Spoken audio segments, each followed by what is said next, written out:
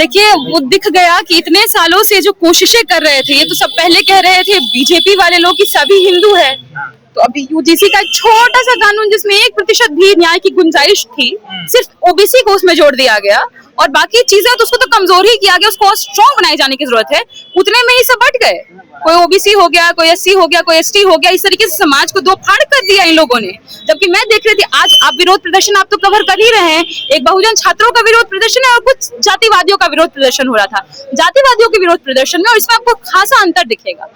जब यूजीसी का विरोध हो रहा था उस समय में नारे जो लग रहे थे समाज को तोड़ने के नारे थे, जिस तरीके से तेली समुदाय को टारगेट करना हो गया या फिर जिस तरीके का भाषा प्रधानमंत्री के लिए इस्तेमाल करना हो गया या फिर किसी को घोड़ा किसी को गधा मानना हो गया, किसी को जानवर बताना हो गया, ये उधर हो रहा था। अभी जो प्रोटेस्ट हो रहा है यूजीसी कानून को स्ट्रॉन्ग बनाने के लिए, उनमें आप देख लीजिए समानता की बात, इक्वालिटी की बात, इक्विटी की बात, इक्वल रिप्रेजेंटेशन की बात, पर अब देख लीजिए पुलिस की कार्रवाई कितनी स्ट्रांग हो गई है। कल मैंने उत्तर प्रदेश में देखा 100 लोगों के ऊपर एफआईआर आ गया है।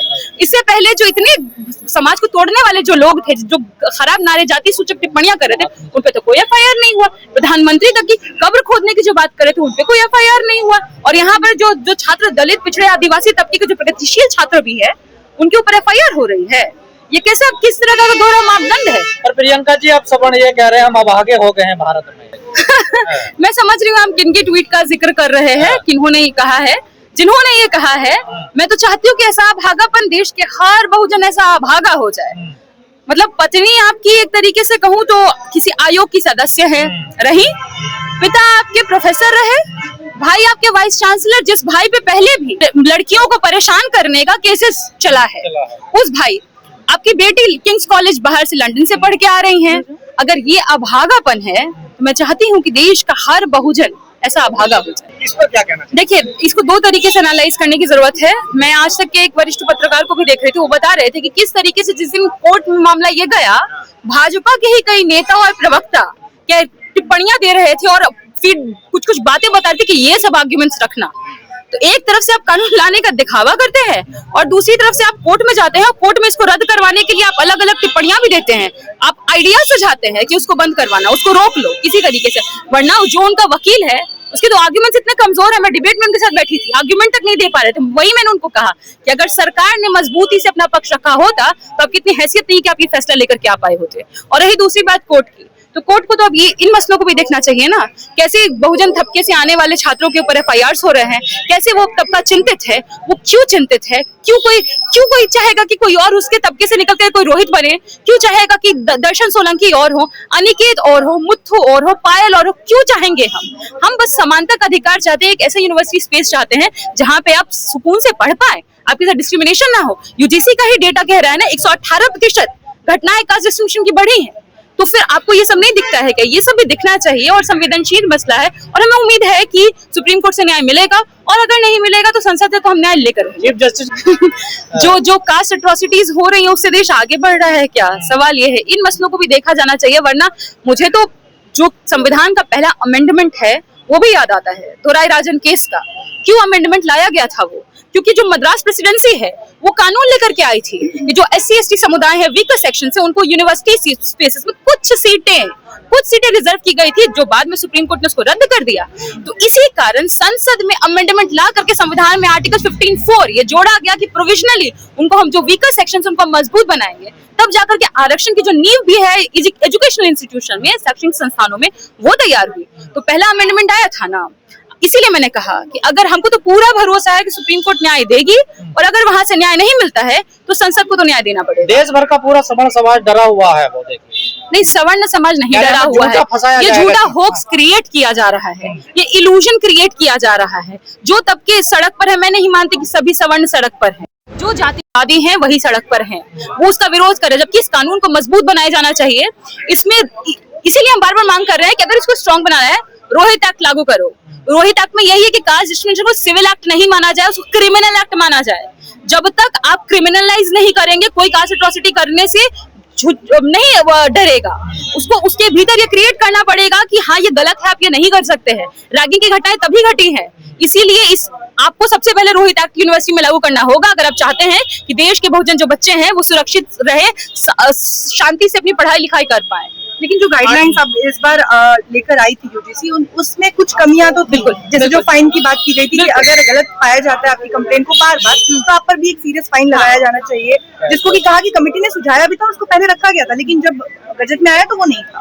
तो कुछ चीजें थी जिस पर वास्तविकता से अगर देखा जाए तो या तो जानबूझ के या तो किसी भी मंशा के तहत उसमें जानबूझ के उन चीजों को ऐसा किया गया था जिसको लेकर विरोध हो या लोग आपस में बटे, ऐसा लगता है? जैसे कि देखिए, मैं तो इस कानून को इसीलिए कह रही हूँ, थोड़ी कमजोरी भी है।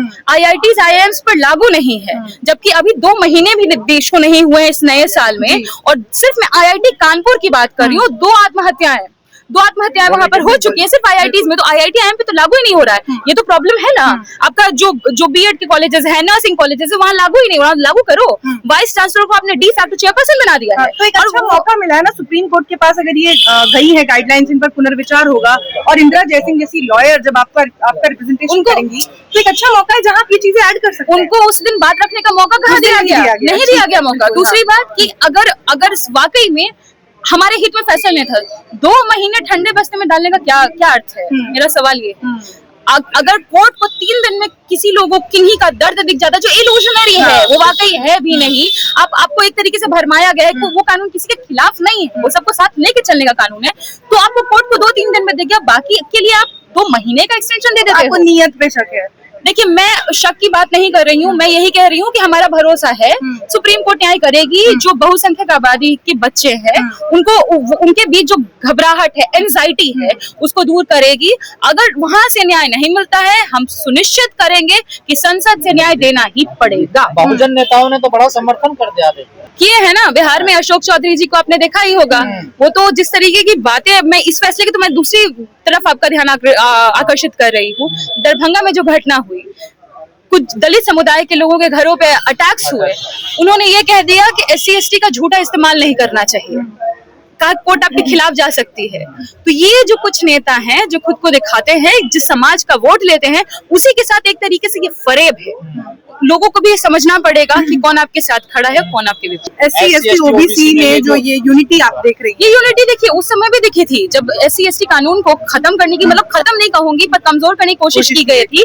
तो 2 अप्रैल को इस देश में बहुत बड़ा आंदोलन देखने को मिला, बहुजन आबादी एकजुट थी। और अभी एक तरीके से इस कानून ने तो एक चीज तो क्लियर कर दी ना कि देश में हिंदू नहीं है SC ST OBC, क्योंकि अगर वो होता तो कैसे खिलाफ में होता, कैसे भाजपा के प्रवक्ता, कैसे भाजपा के नेता कोर्ट में क्या आर्ग्यूमेंट्स दिए जाने चाहिए यूजीसी के खिलाफ, ये सजेस्ट कर रहे होते। तो आप एक तरफ ये कहते हैं कि हिंदू है, दूसरी तरफ आप SC ST OBC बहुजन जो प्रगतिशील है उनके खिलाफ काम कर रहे हैं। ये तो दिखाता है कि आपका हिंदू कौन है, कौन नहीं है। हिंदू राष्ट्र नहीं बनेगा ना भारत, वो फ्रैक्चर्स तो दिखेगा है ना, वो फ्रैक्चर्स दिख रहे हैं। वैसे भी हिंदू राष्ट्र कभी इस देश में नहीं बन सकता जब तक संविधान है, नहीं बन सकता। कैसे बनेगा? जो तमाम राजनीतिक पार्टियां हैं जो SC ST OBC के लिए दम भरती हैं और उनके आधार पे अपनी राजनीति चमकाती हैं, उन पार्टियों के आप स्टेटमेंट्स देख लीजिए, किस तरीके से वो कह रही है कि नहीं, सामान्य वर्ग के साथ इंसाफ होना चाहिए, हम फैसले का स्वागत करते हैं। ऐसे उत्तरों की तो उम्मीद नहीं की जा सकती ना। देखिए, मैं एक्सपेक्ट करती हूँ, जहां तक मुझे समझ में आ रहा है कि जिस तरीके से छात्र सड़कों पर है, विरोध प्रदर्शन कर रहे हैं, धीरे धीरे सभी लोग इकट्ठा होंगे, आंदोलित होंगे। और बाबा साहब का तो कथन यही था, एजुकेट, एजिटेट, ऑर्गेनाइज। तो अभी जब पढ़ लिख रहे हैं, ऑर्गेनाइज हो रहे हैं, ऑर्गेनाइज होकर के लोग अपनी बात रखेंगे और एंड गोल यही होने जा रहा है, न्याय तो होगा।